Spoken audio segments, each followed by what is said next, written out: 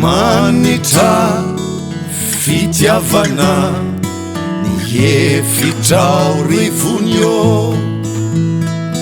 milamina tsara voaravaka vao miditrao de atonio, mitory fa sambarana mitory fiadanana, lalovako matetika fa matehonina.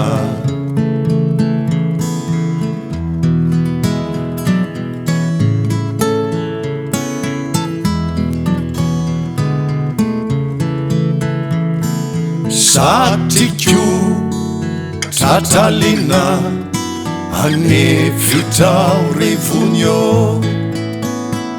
masoandro mahazo mivarena fizaly tsy mahodintsonio,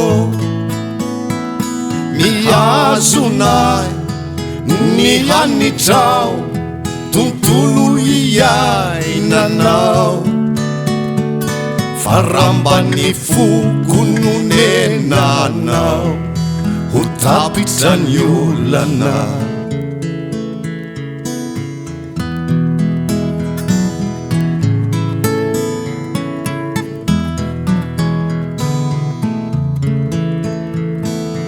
Manitra fitiavana ny efitrao rivonio,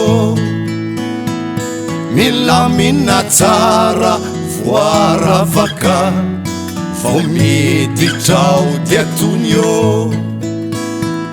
mitory fa sambarana mitory fiadanana,